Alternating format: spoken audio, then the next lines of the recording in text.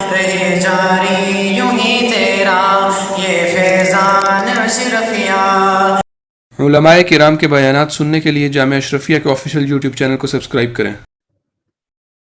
رب اشرح لي صدري ويسر لي أمري واحلل عقدة من لساني يفقهوا قولي رب زدني علما رب زدني علما إياك نعبد وإياك نستعين سبحانك لا علم لنا إلا ما علمتنا إنك أنت العليم الحكيم وأفوض أمري إلى الله إن الله بصير بالعباد يا عليم علمني يا عليم علمني يا عليم علمني۔ الحمدللہ آج ہمارا یہ 9واں سبق ہے، اور آج کے سبق میں ہم انشاءاللہ ابھی تک جو ہم نے سبق پڑھا ہے، جو اسباق پڑھے ہیں، ان سب کا اجرا بھی ہوگا اور کچھ مزید نئی باتیں جو ہے وہ بھی سیکھیں گے۔ بالخصوص یہ تصحیح کے حوالے سے تفصیلاً ہم سیکھیں گے کہ تصحیح کسے کہتے ہیں، اور اسی طرح تصحیح کے مسائل حل کرنے کی کیا طریقہ ہے، کہاں کہاں اس کی ضرورت پیش آتی ہے۔ کل جو مسائل ہم نے حل کیے تھے وہ تو بہت ہی آسان تھے، کچھ مسائل ایسے ہوتے ہیں جہاں پہ تصحیح کی ضرورت نہیں پڑتی، اور کچھ مسائل ہوتے ہیں جہاں پہ تصحیح کی ضرورت پڑتی ہے، کچھ مسائل ایسے ہوتے ہیں جہاں پہ رد کی ضرورت پڑتی ہے۔ تو اس اعتبار سے ہمارے پاس مسائل کی 3 قسمیں ہوتی ہے، علم میراث کے مسائل کی 3 قسمیں بنیں گی، ٹھیک ہے۔ ایک عادلہ ہوتا ہے، ایک عائلہ ہوتا ہے، اور ایک ردیہ ہوتا ہے، انشاءاللہ تفصیل پڑھیں گے۔ تو سب سے پہلے ہم جو ہے تصحیح کے بارے میں تھوڑا سا پڑھ لیں کہ تصحیح کسے کہتے ہیں۔ تصحیح صحح یصحح تصحیحا فهو مصحح، تصحیح کرنے والا، درست کرنے والا، درست کرنا، ٹھیک ہے۔ اصطلاحی معنی اور مطلب یہ ہے کہ ایسا عدد تلاش کرنا جس سے ہر وارث کے سہام یعنی حصے بغیر کسر کے نکل آئیں، بغیر کسر کے نکل آئیں۔ گویا کہ آج کل کی زبان میں، ریاضی کی زبان میں جب کہیں گے فریکشن کو ختم کرنا، یہ تصحیح کہلاتا ہے۔ کسر کا معنی بٹھا، اعشاریہ وغیرہ جو ہوتا ہے، جو مکمل تقسیم نہ ہو رہا ہو، عدد اعشاریہ میں جواب آتا ہے یا کسر میں جواب آتا ہے، تو فریکشن کو ختم کرنا یہ تصحیح کہلاتا ہے۔ یعنی کوئی ایسا عدد تلاش کرنا جس سے ہر وارث کا حصہ بغیر اشاریہ کے اسے مل جائے، بغیر کسر کے مل جائے، ٹھیک ہے۔ اب یہاں پہ کچھ الفاظ ہے۔ سہام، یہ سہم کی جمع ہے، حصے کو کہتے ہیں، بتا چکا ہوں۔ اور اصطلاح میں سہم اس حصے کو کہتے ہیں جو ہر وارث کو اصل مسئلہ یا تصحیح سے ملتا ہے۔ اصل مسئلہ بھی بتا چکا ہوں، تصحیح وہ بھی بتا چکا ہوں۔ یہاں پہ ایک اور لفظ ہے طائفہ، فریق کو بھی کہتے ہیں، گروپ کو بھی بولتے ہیں، جماعت کو بھی بولتے ہیں۔ یہ الفاظ ذرا یاد رکھیں، یہ طائفہ یہ بار بار ہم استعمال کریں گے، اس لیے یہاں پہ سمجھا رہا ہوں۔ طائفہ فریق جماعت کو کہتے ہیں، یعنی ایک قسم کے ورثہ کی جماعت کو طائفہ یا فریق کہتے ہیں یا گروپ کہتے ہیں۔ مثال دیکھیں، ایک بندے نے 3 بیٹیاں، ایک بندہ فوت ہو گیا، اس کی 3 بیٹیاں ہیں، 2 بیویاں ہیں اور 5 بھائی چھوڑے ہیں، تو یہ 3 طائفے ہو گئے۔ 3 بیٹیاں یہ ایک طائفہ، ایک فریق ہو گیا، ایک گروپ ہو گیا۔ 2 بیویاں یہ دوسرا طائفہ، دوسرا فریق یا دوسرا گروپ ہو گیا۔ 5 بھائی جو ہے یہ تیسرا طائفہ یہ ہو گیا، ٹھیک ہے۔ یہ سکرین نظر نہیں آ رہی آپ کو؟ جلدی سے جواب دیں کہ سکرین نظر نہیں آ رہی۔ میسج آیا کہ سکرین نظر نہیں آ رہی۔ جی، جن کو نظر نہیں آ رہی پھر ان کے نیٹ کا ایشو ہوگا، وہ حل کریں۔ اچھا، یہاں تک تو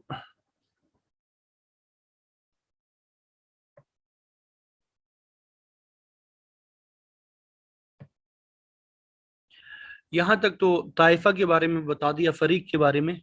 یہ سمجھ آ گئی ہوگی. اب دیکھیں ہر طائفہ اور فریق میں رؤوس یہ بتا چکا ہوں پہلے، ورثہ کی تعداد مختلف ہے. لڑکیوں کے یعنی بیٹیوں کے رؤوس 3 ہے، 3 بیٹیاں ہیں، ٹھیک ہے. بیویوں کے رؤوس 2 ہے اور بھائیوں کے 5 ہے. اور ہر طائفہ کو جو حصہ ملتا ہے وہ سہام ہے. اسی کو یہاں پہ حل کیا ہے، اسی مسئلے کو حل کیا آپ کے سامنے دیکھیں.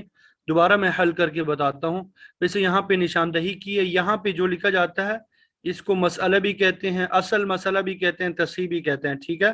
یہ دونوں نام اس کے رکھے جاتے ہیں، ٹھیک ہے. اور یہ اس لائن پہ جو چیزیں آتی ہیں ان کو رؤوس کہا جاتا ہے، ورثہ. اور یہاں پہ جو لکھا ہوا آتا ہے یہ سہام کہلاتے ہیں. یہ دونوں ان کو کیا کہتے ہیں؟ سہام کہتے ہیں. یہ الگ طائفہ ہے، یہ دوسرا طائفہ ہے، یہ تیسرا طائفہ ہے. ان میں جو تعداد ہے 3، یہ رؤوس کی تعداد ہے. اب 3 بیٹیاں ہیں ایک شخص کے، 2 بیویاں ہیں اور 5 بھائی ہے. تو بیٹیوں کے احوال ہم نے پڑھے، 2 یا 2 سے زیادہ ہو تو ثلثان ملتا ہے، یہ ہم نے لکھا ہوا، ٹھیک ہے. بیویاں 2 یا 2 سے زیادہ ہو اور اولاد ساتھ میں موجود، بیٹی موجود ہے، اولاد ہے، تو ثمن یعنی 8واں حصہ ملے گا. ان دونوں میں برابر تقسیم ہوگا. نمبر 3، بھائی جو ہے یہ عصبات میں داخل ہے. بنفسی ہی میں جزء المیت، اصل المیت جزء ابی ہی اس میں شامل ہے، تو یہ عصبہ ہوتے ہیں، ٹھیک ہے. یہاں تک تو ہم نے حل کر لیا. اب دوسرا فارمولہ جو ہے کہ مسئلہ بنانے کا طریقہ کیا ہے اس کی طرف آئیں گے. اب دیکھیں پہلے گروپ میں سے جو 6 حصے ہمارے پاس ہے نا، اس میں سے پہلے گروپ میں سے ثمن ہے اور دوسرے گروپ میں سے ثلثان ہے. تو ہم نے پڑھا تھا پہلے گروپ میں سے اگر ثمن آ جائے اور دوسرے میں سے کوئی بھی ہو تو مسئلہ 24 سے بنایا جاتا ہے، یعنی کل وراثت کے مال کو کی 24 حصے بنایا جاتے ہیں. یہ 24 حصے ہم نے بنائے ہوئے، ٹھیک ہے. اب 24 کا ثلثان جو ہے نکالنے کا طریقہ، وہ فارمولہ آپ کو یاد ہونا چاہیے. ثلثان کیسے لکھتے ہیں؟ 2/3. ثلثان کو کیسے لکھا جاتا ہے؟ 2/3، ٹھیک ہے. ثلثان کو لکھنے کا طریقہ جو ہے وہ آپ کو آنا چاہیے کہ کس طریقے سے لکھتے ہیں.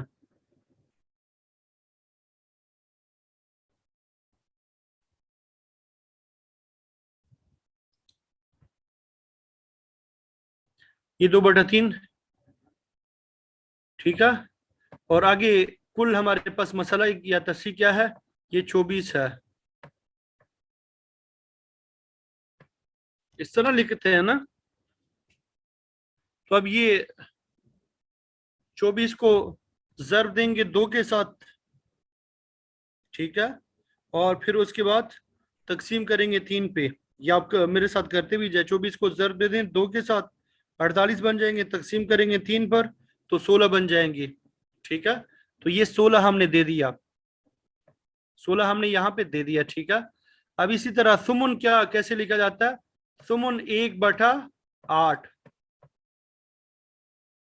اور وہاں پہ یہاں پہ ضرب کس کے ساتھ دینا ہے؟ 24 کے ساتھ، کل مسئلے کے ساتھ. اب دیکھیں 24 کو تقسیم کریں گے 8 پہ تو کیا بنتا ہے؟ 3 جواب آتا ہے. اب 3 اور یہ ذوی الفروض کے جو حصے ہوتے ہیں ان کو جمع کرنا ہوتا ہے. 3 اور 16 کو جب ہم نے جمع کر دیا تو کتنا بنا؟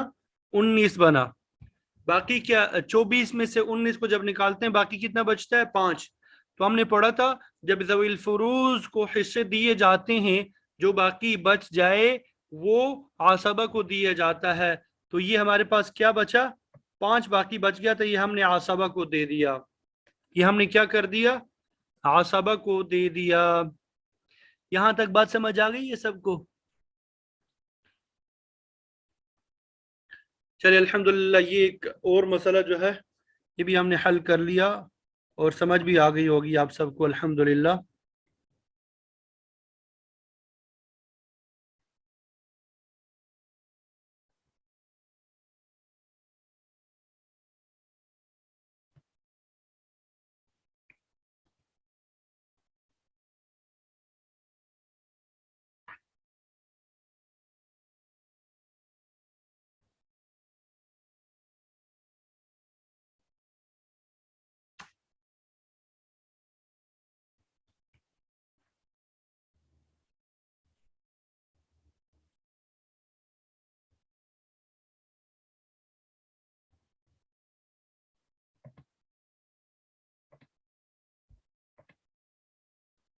اچھا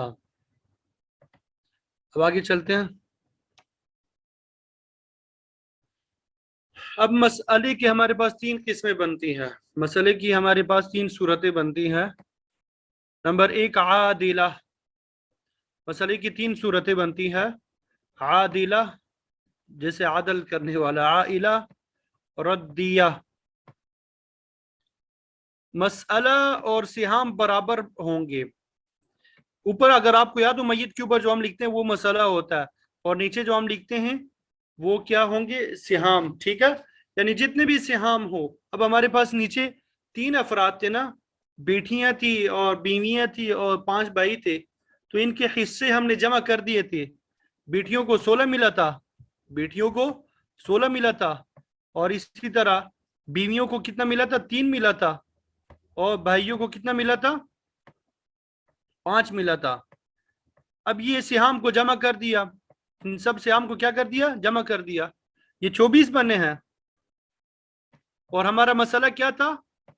وہ بھی 24 تھا. مسئلہ بھی ہمارا 24 تھا. تو مسئلہ اور سہام برابر ہوں گے تو اس مسئلے کو عادلہ کہتے ہیں. اس مسئلے کو کیا کہا جاتا ہے؟ عادلہ.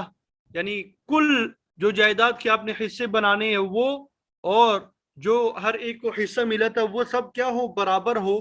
تو اس کو عادلہ بولتے ہیں. عائلہ مسئلہ کم ہوگا اور سہام زیادہ ہوں گے، تو اس صورت میں جتنے سہام ہوں گے ان سے مسئلہ بنائیں گے. عائلہ سے مراد یہ کہ اوپر جو مسئلہ لکھا جاتا ہے وہ مثلا 24 ہے، اور جو حصے ہم جمع کریں گے وہ 27 نکل آ جائے. یا اوپر مسئلہ جو ہم لکھتے ہیں وہ 6 ہو، اور نیچے جو ہمارے پاس حصے ہیں، سہام ہے، جب ان کو جمع کرنے لگ جائیں وہ 6 کی بجائے 7 نکل آئے، وہ 9 نکل آ جائے، وہ 10 نکل آ جائے. یا اسی طرح اوپر جو مسئلہ ہم نے حل کیا، مسئلہ جو ہے وہ 12 ہے، اور سہام جو ہے وہ 13 نکل آ جائے، 15 نکل آئے، یا 17 نکل آئے. اس طرح جو ہے اس کو کیا کہتے ہیں؟ عائلہ. عائلہ عول سے ہے. مسئلہ کم ہوگا اور سہام زیادہ ہوں گے.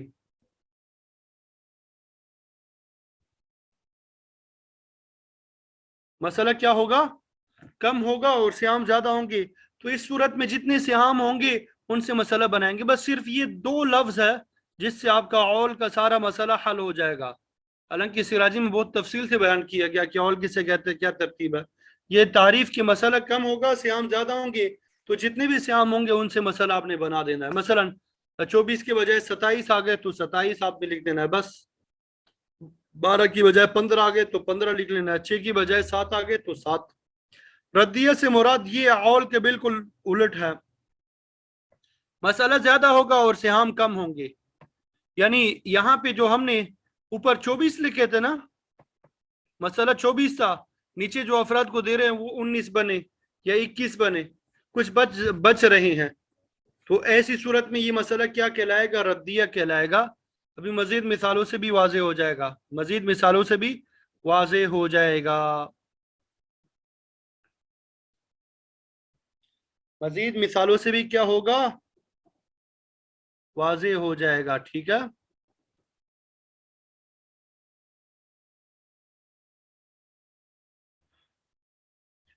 اب دیکھیں، کبھی ورثہ کے ایک طائفہ فریق کو مشترک سہام یعنی حصے ملتے ہیں، کبھی تو وہ سہام حصے اس طائفے فریق کے افراد پہ پورے بغیر کسی کسر کے تقسیم ہو جاتے ہیں. جیسے یہ سکرین نظر آ رہی سب کو؟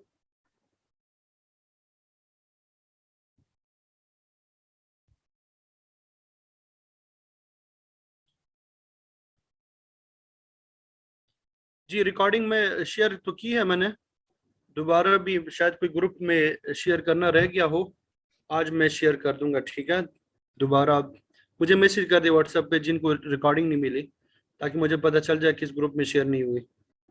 اب دیکھیں ایک شخص کا انتقال ہوا، مسئلہ نمبر 1 کی طرف دیکھیں.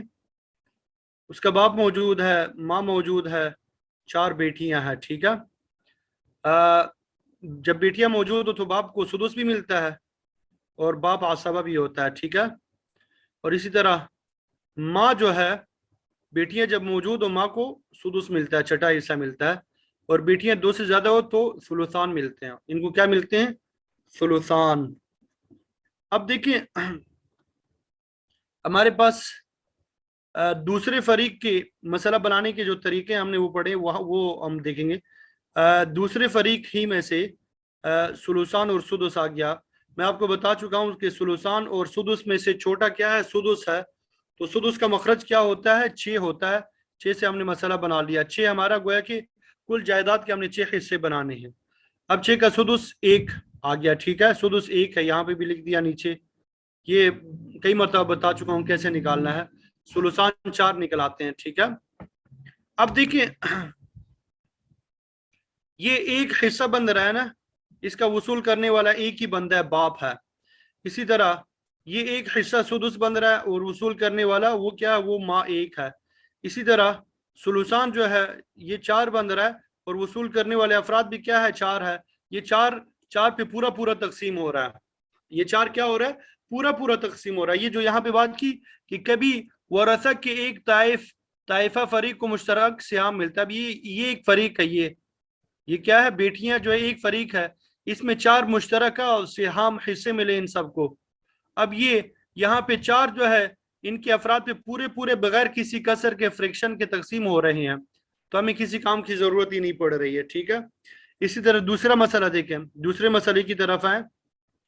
3 بیویاں ہیں, 2 اخ خیفی ہے, باپ ہے, ماں ہے.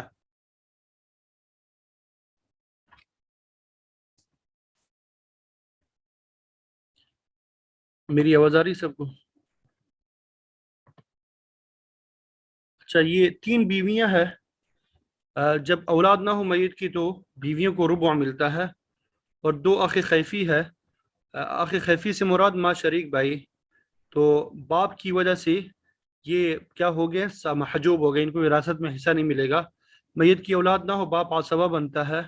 اسی طرح ماں موجود ہے تو ماں کو کیا ملے گا؟ چھٹا حصہ ملے گا. 2 خیفی بھائی ہے.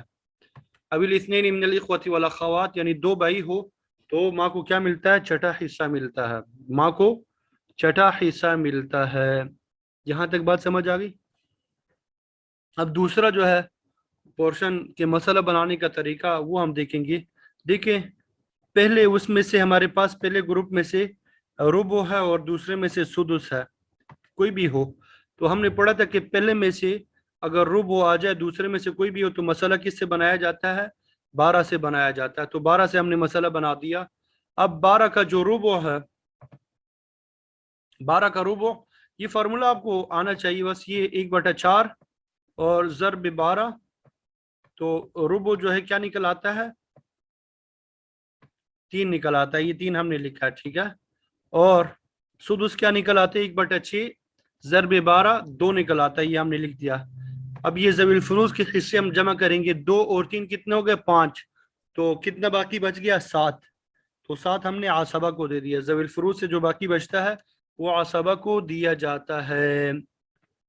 ٹھیک ہے, اب یہاں پہ الٹی طرف سے دیکھیں.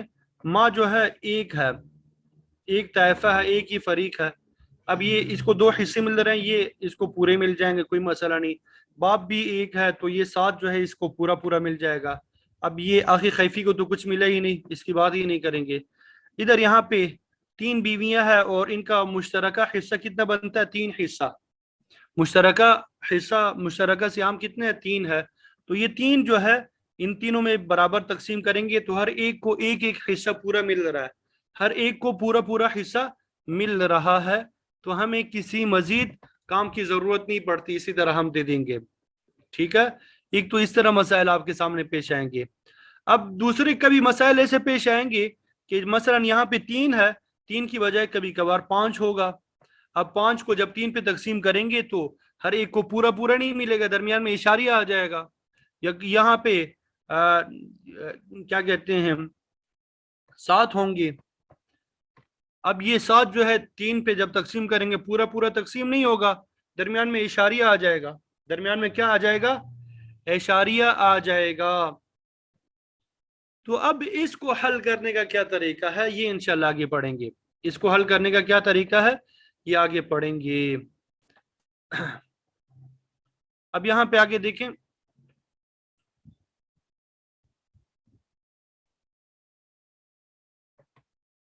یہ مسئلہ ویسے پہلے ہم حل کر چکے ہیں، ٹھیک ہے. یہ سہام 4 1 1 ان کو جب جمع کرتے ہیں کتنے بنتے ہیں؟ 6. یہ کیا ہے؟ 6 بنے ہیں. اب یہ دیکھیں مسئلہ بھی 6 ہے اور سہام بھی 6 ہے، تو یہ مسئلہ کون سا ہو گیا؟ عادلہ. اس مسئلے کو کیا کہتے ہیں؟ عادلہ. اس کو عادلہ کہتے ہیں. یہ دوسرا مسئلہ دیکھیں، مسئلہ نمبر 2 کی طرف دیکھیں.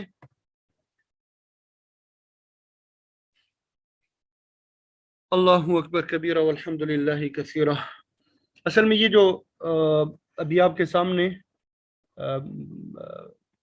پاور پوائنٹ کی سلائیڈز وغیرہ بنی، یہ پی ڈی ایف میں ہے. پہلے تو وہ پاور پوائنٹ ہی میں بنے ہوئے تھے، اس میں ترتیب کے مطابق مسئلہ خود بخود حل ہوتا جاتا تھا، لیکن وہ کمپیوٹر خراب ہو گیا تھا، ونڈو چینج کرنی پڑی، تو وہ ساری سیٹنگ ختم ہو گیا. اب یہ پی ڈی ایف ہی میں چلا رہا ہوں تو اس لیے سارا نظر آ رہا ہے، ٹھیک ہے. لیکن میں کوشش کروں کہ ساتھ ساتھ میں بتاتا جاؤں تاکہ آپ کو صحیح طریقے سے سمجھ میں آ جائے. تو مسئلہ نمبر 2 کی طرف دیکھیں، ورنہ اس میں پہلے یہ ہوتا تھا کہ جب مسئلہ نمبر 1 ہم حل کر رہے ہوتے باقی مسائل نظر نہیں آتے. تو بہرحال مسئلہ نمبر 2 کی طرف دیکھیں. ایک شخص کا انتقال ہو گیا، شوہر موجود ہے، ماں موجود ہے، 4 بیٹیاں موجود ہے، ٹھیک ہے. 4 بیٹیاں موجود ہے. اب یہاں پہ شوہر کو کوئی بتائے گا کیا ملے گا؟ یہاں پہ جو لکھا ہوا ہے یہ صحیح لکھا ہوا ہے؟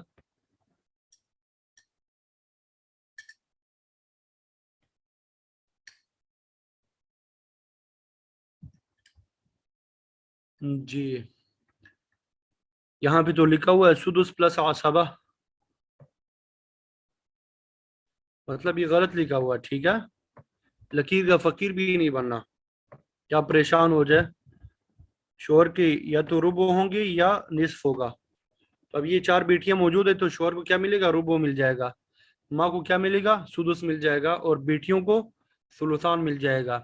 اب سدس اور ثلثان، ربع اور پہلے گروپ میں سے ربع ہے اور دوسرے میں سے سدس اور ثلثان ہے. مسئلہ ہم نے کیا پڑھا تھا کہ اگر پہلے گروپ میں سے ربع ہو اور دوسرے میں سے سدس ثلثان کوئی بھی ہو تو مسئلہ کس سے بنایا جاتا ہے؟ 12 سے بنایا جاتا ہے. مسئلہ ہم نے 12 سے بنا لیا، یعنی کل ترکے کو 12 حصوں میں تقسیم کر دیا، ٹھیک ہے. اب 12 کا ربع کیا ہوتا ہے؟ 3 ہوتا ہے، یہ ہم نے یہاں پہ لکھ دیا. 12 کا سدس کتنا ہوتا ہے؟ 2 ہوتا ہے، یہ بھی ہم نے لکھ لیا. 12 کا ثلثان جو ہے وہ 8 ہوتا ہے، وہ بھی ہم نے لکھ لیا. یعنی ثلثان 2/3 ضرب 12 یہ 8 نکل آ جائے گا، ٹھیک ہے. اب دیکھیں دوسرا کام پھر آگے کیا کرنا ہوتا ہے. یہ جو حصے ہم نے وہ کیے ان کو ذرا جمع کر لیں. 8 جمع 2 10 اور جمع 3 13، یہ کتنے بنے؟ 13 بنے. مسئلہ ہمارا کیا تھا؟ 12 تھا، اور سہام ہمارے کتنے بنے؟ 13 بن گئے. مسئلہ کم ہو گیا، سہام زیادہ ہو گئے. مسئلہ کم ہو گیا، سہام جو ہے زیادہ ہو گئے. تو ہم نے پڑھا کہ اگر مسئلہ کم ہو جائے اور سہام زیادہ ہو جائے تو ایسی صورت کو عائلہ کہتے ہیں. یہ مسئلہ کون سا کہلائے گا؟ عائلہ. تو ہم نے اس میں یہ بات بھی پڑھی کہ جتنے سہام ہوں گے اسی سے مسئلہ بنا لیں گے. اب ہمارے پاس سہام 13 ہو گئے تو عول لکھیں گے، پہلے عول لکھ لیں گے یا اسی طرح عین بڑا بنا دیں گے، اس طرح بڑا عین لکھ کے نا آگے پھر 13 جو ہے لکھ دیں گے. تو 13 سے ہم نے مسئلہ بنا دیا، یہ کلیئر ہو گیا. دوسری بات، یہ 3 جو ہے یہ شوہر کو مل جائے گا پورا، یہ 2 جو ہے ماں کو مل جائے گا. اب یہاں پہ 4 بیٹیاں ہیں اور ان کے حصے کتنے بنتے ہیں؟ 8 بنتے ہیں. اب 8 کو 4 پہ تقسیم کریں گے تو ہر ایک کے حصے میں 2 2 آ جائیں گے. ہر ایک کے حصے میں کتنے آ جائیں گے؟ 2 2 آ جائیں گے. تو کسی پریشانی کی ضرورت نہیں، ہر ایک کو پورا پورا حصہ مل رہا ہے، ٹھیک ہے. مسئلہ نمبر 3 کی طرف آ جائیں. مسئلہ نمبر 3 کی طرف، یہ تقریباً اسی طرح یہی مسئلہ ہے، بالکل کوئی فرق نہیں ہے اس میں. 5 بیٹیاں ہی ہے. یہ یہاں بھی پھر بھی غلطی ہے، یہ ربع ہے، ٹھیک ہے، یہ بس وہ کر دیں. اب یہاں پہ 8 حصے ہیں اور لیکن بیٹیاں جو ہے 5 ہے، 4 کی بجائے 5 ہے. 8 کو جب 5 پہ تقسیم کریں گے تو ہر ایک بیٹی کو پورا پورا حصہ نہیں ملے گا، ہر ایک کے حصے میں اشاریہ آ جائے گا. ہر ایک کے حصے میں کیا آ جائے گا؟ اشاریہ آ جائے گا، ٹھیک ہے. تو یہ اشاریہ کا آنا، پورا پورا حصہ نہ ملنا، فریکشن کا درمیان میں آ جانا، یہ علم میراث میں پسندیدہ نہیں ہے، علم میراث میں اس کو پسند نہیں کیا جاتا. اس کو ختم کرنے کے لیے کچھ اصول جو ہے وہ بیان کیے گئے ہیں جنہیں تصحیح کہتے ہیں. ٹھیک ہے، اب یہ تصحیح کے اصول ہم شروع کرنے والے ہیں.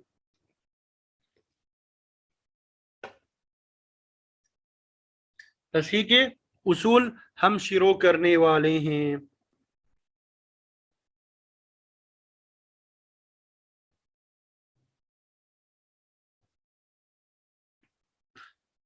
تصحیح کی دو قسمیں ہیں. تصحیح کی کتنے قسمیں ہیں؟ دو قسمیں ہیں. ایک ہی طائفہ فریق میں کسر ہو، جیسے ابھی ہم نے پڑھا کہ بقیت دو کو تو پورا پورا حصہ مل رہا تھا، لیکن یہ 5 بیٹیاں تھیں، یہ ایک فریق تھا، ایک گروپ تھا، 3 گروپ تھے کل. بقیت 2 گروپ، 2 طائفہ، 2 فریق کو پورا پورا مل رہا تھا، لیکن صرف یہ جو 5 بیٹیاں ایک فریق ہے ان میں کسر تھے، ان کو پورا پورا نہیں مل رہا تھا. اس کو تصحیح قسم اول سے تعبیر کریں گے. اس کو ہم کیا کہیں گے؟ تصحیح قسم اول. اس کے تقریباً 3 کے قریب اصول ہے غالباً. ایک سے زیادہ طائفوں میں یعنی فریقوں میں کسر ہو تو اس کو تصحیح قسم ثانی کہیں گے. یعنی ایک ہی فریق میں، ایک ہی گروپ میں وہ کسر نہیں ہے، بلکہ 2 میں یا 2 سے زیادہ میں کسر ہے، تو اس کو ہم کیا کہیں گے؟ تصحیح قسم ثانی کہیں گے. آج ہم کوشش کریں کہ تصحیح قسم اول کی کچھ مثالیں حل کریں. تصحیح قسم اول کی کچھ مثالیں ہم حل کر لیتے ہیں.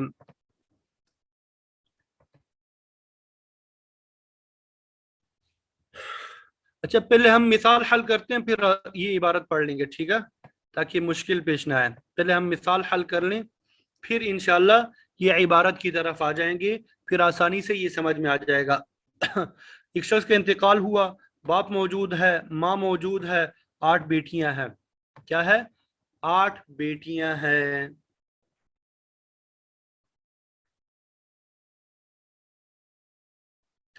اب دیکھیں، باپ کو کیا ملے گا؟ سدس بھی ملے گا اور عصبہ بھی ہوگا کیونکہ 8 بیٹیاں موجود ہے. ماں کو سدس ملے گا کیونکہ بیٹیاں موجود ہے. بیٹیاں 2 سے زیادہ ہے تو ان کو ثلثان مل جائے گا. یہاں تک تو ہم نے حل کر دیا.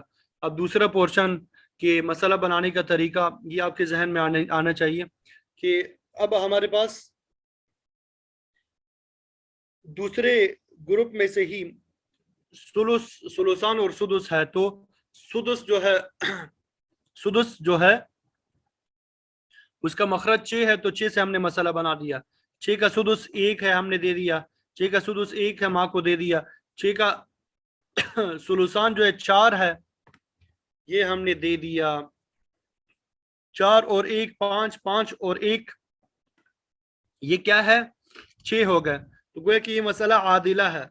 یہ کیا ہے؟ مسئلہ عادلہ ہے. یہ ہمیں معلوم ہو گیا یہ مسئلہ کیا ہے، کہ مسئلہ بھی 6 ہے اور سیام بھی 6 ہے، برابر ہے. یہ مسئلہ عادلہ ہو گیا. اب آپ دیکھیں یہاں پہ ذوی الفروض سے کچھ باقی نہیں بچا، تو باپ کو عصبہ ہونے کی وجہ سے کچھ بھی نہیں ملتا. ذوی الفروض سے کبھی کبھار کچھ بچتا ہے، کبھی کبھار نہیں بچتا. اب یہاں پہ ذوی الفروض سے کچھ باقی نہیں بچا، اس لیے باپ کو کچھ نہیں دیا. باپ کو ہم نے کچھ بھی نہیں دیا. یہ بات سمجھ آ گئی آپ کو؟ اب دیکھیں، یہ ایک جو ہے باپ کو پورا پورا مل رہا ہے، تقسیم ہو رہا ہے، کوئی پریشانی نہیں آ رہی. یہ ایک حصہ جو ہے ماں کو پورا ملے گا، کوئی پریشانی پیش نہیں آئے گی. لیکن یہ جو 4 ہے، اس کو حاصل کرنے والے افراد کتنے ہیں؟ 8 ہے. 8 بیٹیاں ہیں، 4 حصے ہیں. حاصل کرنے والے افراد کیا ہیں؟ 8 ہے. اب یہ 4 کو جب 8 پہ تقسیم کریں گے تو صحیح طریقے سے تقسیم نہیں ہوگا. درمیان میں کیا آئے گا؟ کسر آئے گا، اشاریہ آ جائے گا. ٹھیک ہے، 8 کو جب 8 پہ تقسیم کریں گے تو درمیان میں کیا آئے گا؟ اشاریہ آ جائے گا. یعنی اشاریہ 5 5 ہر ایک بیٹی کو مل جائے گا. اب یہ اشاریہ کو ختم کرنے کے لیے، اس فریکشن کو ختم کرنے کے لیے تصحیح کا اصول ہم نے دیکھنا ہے. تصحیح کا اصول یہ میں بتا چکا تھا. اس کو عدد رؤوس کہتے ہیں اور اس کو سہام کہتے ہیں. ٹھیک ہے، عدد رؤوس پہلا اصول کیا ہے؟ عدد رؤوس اور سہام میں اگر تداخل یا توافق کی نسبت ہو، عدد رؤوس اور سہام میں تداخل یا توافق کی نسبت ہو. تداخل اور توافق کا سبق بھی ہم نمبر 7 میں پڑھ چکے تھے. سبق نمبر 7 میں تفصیل پڑھ چکے ہیں. اگر عدد رؤوس اور سہام میں تداخل کی نسبت ہو یا توافق کی نسبت ہو تو کیا کرنا ہے؟ عدد رؤوس کا وفق نکالنا ہے اور اس کو اصل مسئلہ میں پہلے ضرب دینا ہے اور پھر اس کے بعد تمام سہام میں اس کو ضرب دیں گے، پہلے اصل مسئلہ میں اور پھر اس کو تمام سہام میں ضرب دیں گے۔ اب دیکھیں عدد رؤوس ہمارے پاس 8 ہے، عدد رؤوس ہمارے پاس کیا ہے؟ 8 ہے، اور سہام ہمارے پاس کیا ہے؟ 4 ہے، تو ان میں تداخل کی نسبت ہے، تداخل بھی کہہ سکتے ہیں، توافق بھی۔ اصل میں توافق کی 2 قسمیں ہوتی ہے، مزید تفصیل میں نہیں جائیں گے۔ ایک کو توافق کے حکمی کہتے ہیں، تداخل ہی کو توافق کے حکمی بھی کہتے ہیں، اور ایک کو توافق ہی کہتے ہیں، توافق حقیقی اسے کہتے ہیں، ٹھیک ہے۔ اب یہ یعنی 8 جو ہے 4 پہ پورا پورا تقسیم ہو رہا ہے، 8 جو ہے 4 پہ پورا پورا تقسیم ہو رہا ہے، ٹھیک ہے۔ یعنی 4 کو جب 2 کے ساتھ ضرب دے دیں گے تو کیا بن جائے گا؟ 2 بن جائیں گے، ٹھیک ہے۔ تداخل کی تعریف ہم نے کیا پڑھی تھی کہ بڑا عدد چھوٹے عدد پہ پورا پورا تقسیم ہوتا ہے۔ اب یہ 8 جو ہے بڑا عدد ہے، 4 چھوٹا عدد ہے، تو 8 جو ہے بڑے عدد پہ تقسیم ہو جاتا ہے، پورا پورا تقسیم ہو جاتا ہے۔ 8 کو تقسیم کر دیا 4 پہ، جواب کیا نکل آتا ہے؟ 2۔ تو 2 جو ہے 8 کا عدد وفق ہے، 2 جو ہے 8 کا کیا ہے؟ وفق ہے۔ اس وفق کو یہاں پہ لکھا جاتا ہے، وفق کو یہاں پہ لکھا جاتا ہے، مضروب کے ساتھ لکھا جاتا ہے۔ پہلے مضروب لکھتے ہیں، عدد رؤوس کے وفق کو یہاں پہ اوپر لکھا جاتا ہے، پہلے مضروب لکھیں گے اور پھر وہ جو وفق ہوگا وہ لکھ لیں گے، ٹھیک ہے۔ دوسرا کام کیا کرنا ہوتا ہے؟ عدد رؤوس کے وفق کو اصل مسئلے میں ضرب دینا ہوتا ہے۔ یہ اصل مسئلہ کیا تھا؟ 6 تھا، 2 کو 6 کے ساتھ ضرب دیا، کیا نکلا ہے؟ 12۔ اور پھر دوسرا کیا کام کرنا ہوتا ہے کہ جتنے بھی سہام ہے ان کے ساتھ ضرب دینا ہوتا ہے، جتنے بھی سہام ہے ان کے ساتھ ضرب دینا ہوتا ہے۔ تو یہ 2 کو 1 کے ساتھ ضرب دے دیا، 2 نکل آیا، 2 کو 1 کے ساتھ ضرب دیا، 1 نکل آیا، 2 کو 4 کے ساتھ ضرب دے دیا، 8 نکل آ گیا۔ وہ ہے کہ اب یہ حصے ہمارے پاس ہی آ گئے، باپ کے 2 حصے ہو گئے، ماں کے بھی 2 حصے ہو گئے، اور بیٹیوں کے 4 کے بجائے 8 حصے ہو گئے۔ اب 8 کو 8 پہ تقسیم کریں گے تو ہر ایک کو پورا پورا حصہ ملے گا۔ اسی کو تعبیر کیا گیا ہے عدد رؤوس یعنی ورثہ کی تعداد اور سہام یعنی حصوں کے درمیان اگر نسبت تداخل ہو یا توافق تو عدد رؤوس کا وفق نکال کے اصل مسئلہ میں اور پھر تمام سہام میں ضرب دے دیں گے، اور اگر مسئلہ عائلہ ہو تو عول میں ضرب دے دیں گے۔ یہاں پہ مسئلہ عادلہ تھا اس لیے ہم نے عادلہ میں ضرب دے دے۔ یہ تداخل کی مثال تھی، تداخل کہ بڑا عدد چھوٹے عدد پہ تقسیم ہو جاتا ہے۔ 8 کو 4 پہ جب تقسیم کرتے ہیں تو پورا پورا تقسیم ہو جاتا ہے۔ امید کرتا ہوں یہ ایک مثال تھوڑی سمجھ آ گئی ہوگی۔ مزید آگے اگلی مثال دیکھیں، یہ عادلہ کی تھی، اب عائلہ کی مثال۔ یہ عائلہ اگر کسی کو سمجھ نہیں آئی اب یہ دوبارہ غور سے سنیں، یہ دوسرا مسئلہ ہے، یہاں پہ سمجھ آ جائے گی انشاءاللہ۔ عائلہ، شوہر ہے، باپ ہے، ماں ہے، 16 بیٹیاں ہیں۔ شوہر کو ربع مل جائے گا بیٹیوں کی وجہ سے، باپ سدس پلس عصبہ ہوگا، ماں کو سدس ملے گا، بیٹیاں ثلثان۔ ربع آ گیا اور دوسرے فریق کے سدس اور ثلثان آ گئے تو مسئلہ کس سے بنایا جاتا ہے؟ 12 سے۔ 12 کا ربع 3 ہوتا ہے، سدس 2 ہوتے ہیں، سدس 2 ہوتے ہیں اور ثلثان 8۔ 8 اور 2 10، 10 اور 2 12، 12 اور 2 کتنے ہو گئے؟ 15 ہو گئے۔ کل کتنے ہو گئے؟ 15۔ سہام ہمارے پاس 15 ہو گئے اور مسئلہ ہمارے پاس کیا تھا؟ 12 تھا۔ مسئلہ کم ہو گیا اور سہام ہمارے پاس کیا ہو گئے؟ زیادہ ہو گئے، تو اس کو کیا کہتے ہیں؟ عائلہ۔ یہ مسئلہ عائلہ ہو گیا۔ تو اس میں ہم نے پڑھا تھا جتنے سہام ہوں گے اس سے مسئلہ بنا دیں گے، تو ہم نے یہ 15 سے مسئلہ بنا دیا، عول لکھ کے مسئلہ بنا دیا، ٹھیک ہے، یہ ہم نے کر دیا۔ اب دیکھیں یہ جو ہے 3 یہ باپ کو مل رہا ہے پورا پورا، یہ شوہر کو مل رہا ہے، 2 جو ہے یہ باپ کو پورا پورا مل رہا ہے، یہ 2 ماں کو پورا پورا مل رہا ہے۔ وہ کہ یہاں پہ ہمارے پاس کتنے فریق ہے؟ زوج، اب، ام اور بیٹیاں، 4 فریق ہے۔ یہ پہلے 3 فریق کو ان کا حصہ پورا پورا مل رہا ہے، لیکن یہ جو دوسرا آخری فریق ہے 16 بیٹیاں، اس میں ورثہ کی تعداد 16 ہے اور ان کا حصہ کیا بنتا ہے؟ 8۔ 8 جو ہے 16 پہ پورا پورا تقسیم نہیں ہو رہا، ٹھیک ہے، اشاریہ آ رہا ہے درمیان میں، کیا آ رہا ہے؟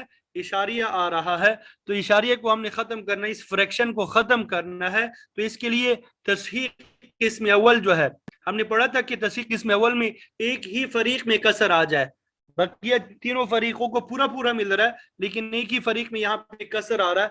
पहला उसूल हमने पढ़ा, पहला उसूल कि अगर आदद रूस हमारे पास 16 है और सिहाम हमारे पास 18 है, अदद रूस और सिहाम में तदाखुल की निस्बत हो या तवाफुक की निस्बत हो, तदाखुल की निस्बत हो या तवाफुक की निस्बत हो, तो अदद रूस के वफक को, नीचे वाले के नहीं, अदद रूस के वफक को असल मसला में ज़रब देना है और फिर अदद रूस ही के वफक को तमाम वरसा के सिहाम में ज़रब देना है। तो यहाँ पे तदाखुल की निस्बत है, क्योंकि 16 जो है 8 पे पूरा पूरा तकसीम हो रहा है, बड़ा आदत छोटे आदत पे पूरा पूरा तकसीम होता है, जब छोटे आदत को बड़े आदत पे पूरा पूरा तकसीम कर दिया तो जवाब क्या निकल आता है 2। तो जो जवाब निकल आता है, तो ये 16 का वफक क्या निकल आया 2। ये मैंने बताया वफक को यहाँ पे मजरूब के नाम के साथ लिखना है, ठीक है।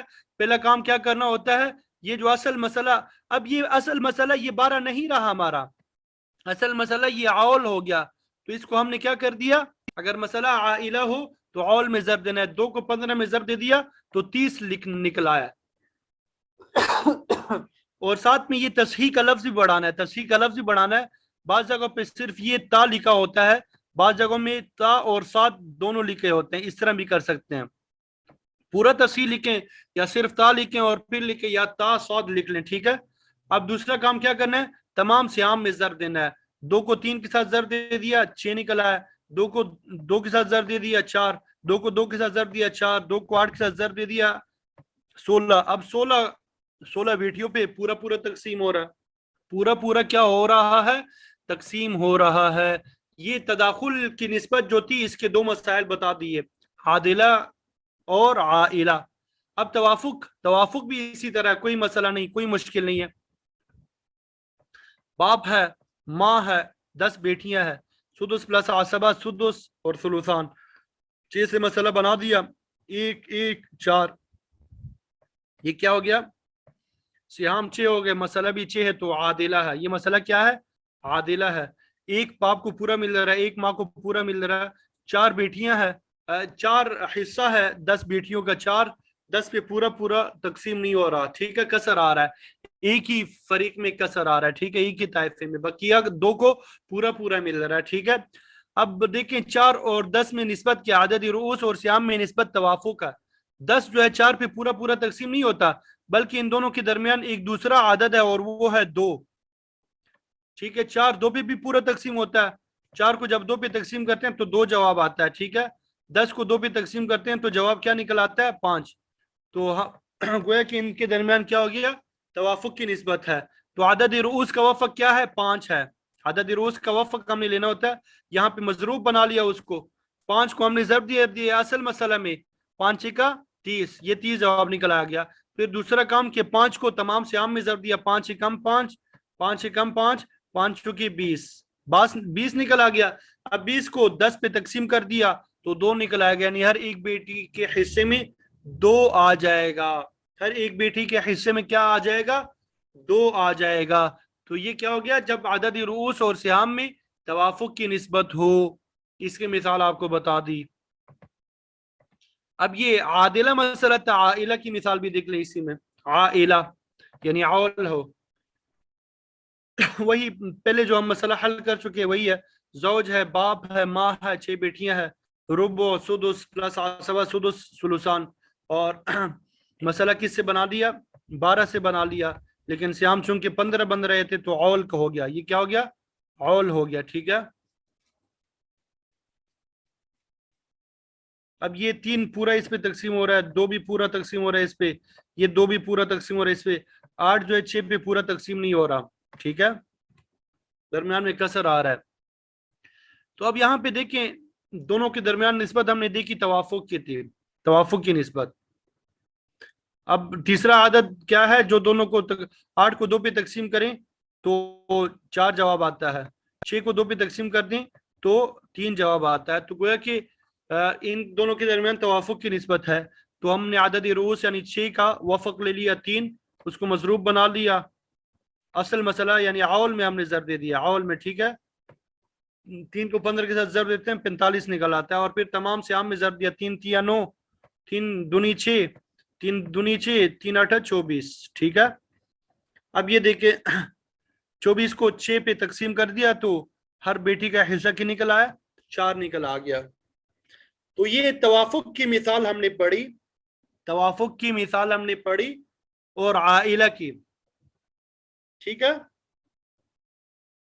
اب بالکل اسی سے ملتی جلتی ایک مثال ہے، اسی سے ملتی جلتی مثال ہے، آخری مثال ہے۔ اب بھی تو ہم نے تداخل اور توافق کی نسبت پڑھی تھی، اب ہم تباین کی نسبت پڑھیں گے۔ تباین میں کیا کرنا ہوتا ہے، اس میں وفق نکالنے کی ضرورت نہیں ہوتی، ورثہ کی جتنی تعداد ہوتی ہے اسی کو ہم نے اصل مسئلہ میں اور پھر تمام سیام میں ضرب دینا ہوتا ہے، بس یہ کام۔ مثلا یہاں پہ 6 بیٹیوں کی بجائے 5 بیٹی اگر ہوتی، 5 کو ہم نے 15 میں ضرب دینا تھا اور پھر تمام سیام میں ضرب دینا تھا۔ یہ اس مسئلے کو پڑھ لیتے ہیں، دیکھیں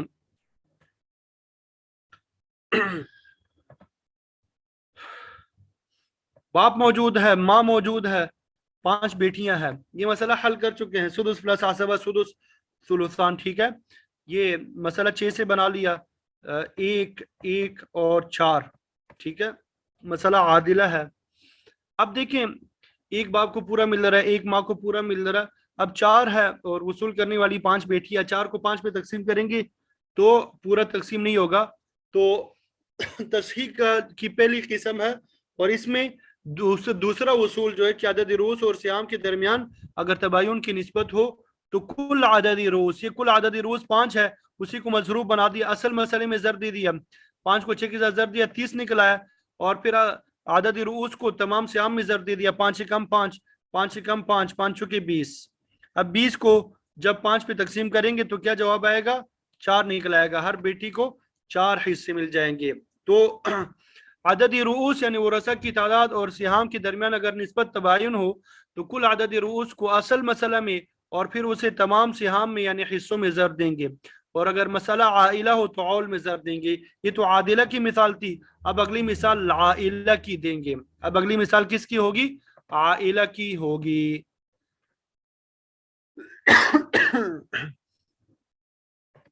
عائلہ کی مثال دیکھیں، زوج ہے اور 5 بہنیں ہیں، زوج کو کیا ملے گا، نصف ملے گا، 5 بہنوں کو ثلثان، نصف اور ثلثان ہو تو مسئلہ 6 سے بنایا جاتا ہے، 6 کا نصف 3 ہوتا ہے، ثلثان 4 ہوتے ہیں، 4 اور 3 کتنے ہو گئے، 7، مسئلہ 6 تھا اور سیام کتنے نکل آئے، 7، ٹھیک ہے، مسئلہ کم ہو گیا، سیام زیادہ ہو گئے تو عول ہو گیا۔ عول کے بارے میں بتایا تھا کہ جتنے سیام ہوتے ہیں اس سے مسئلہ بنایا جاتا ہے، تو 7 سیام ہے تو 7 سے مسئلہ بنا دیا، اب یہ 6 ختم ہو گیا، اب اصل مسئلہ 7 رہ گیا، ٹھیک ہے۔ اب دیکھیں 3 جو ہے یہ شوہر کو تو پورا مل جائے گا، اس میں کوئی مسئلہ نہیں، لیکن یہ 4 جو ہے یہ 5 بہنوں پہ پورا تقسیم نہیں ہوتا، تو یہ تصحیح قسم اول میں آ گیا، ٹھیک ہے۔ ایک ہی فریق میں کسر ہے تو اس کے مختلف اصول پڑھے تھے، ایک اصول ہم نے یہ پڑھا کہ اگر عدد رؤوس اور سہام میں تباین کی نسبت ہو تو کل عدد رؤوس کو اصل مسئلہ میں یا عول میں ضرب دینا ہوتا ہے، اور پھر تمام سیام میں کل عدد رؤوس ہمارے پاس 5 ہے، اس کو مضروب بنا دیا، اصل مسئلہ 7 میں ضرب دے دیا 35 ہو گیا، اور پھر سہام میں 3 میں ضرب دے دیا 15 اور 4 میں ضرب دے دیا 20۔ اب 20 کو 5 پہ تقسیم جب کریں گے تو ہر ایک کا حصہ کیا نکل آئے گا، 4 نکل آ جائے گا، ہر ایک کا حصہ کیا نکل آئے گا، 4 جو ہے وہ نکل آ جائے گا۔ یہاں تک بات سمجھ آ گئی سب کو؟ تو گویا کہ تصحیح قسم اول کے ہمارے پاس 3 اصول آ گئے۔ پہلا اصول تو یہ ہے کہ عدد رؤوس سہام جو ہے عدد رؤوس پہ پورے تقسیم ہوتے ہوں تو ہمیں کسی کام کی ضرورت ہی نہیں، ٹھیک ہے۔ دوسرا اصول یہ ہے کہ عدد رؤوس اور سہام کے درمیان تداخل یا توافق کی نسبت ہو تو ان دونوں صورتوں میں عدد رؤوس کے وفق کو اصل مسئلہ میں اور پھر عدد رؤوس کے وفق کو تمام سیام میں ضرب دے دیں گے، لیکن عدد رؤوس اور سیام میں اگر تباین کی نسبت ہو، تیسرا اصول، تو ایسی صورت میں کل عدد رؤوس کو اصل مسئلہ میں اور پھر کل عدد رؤوس کو تمام سیام میں ضرب دے دیں گے۔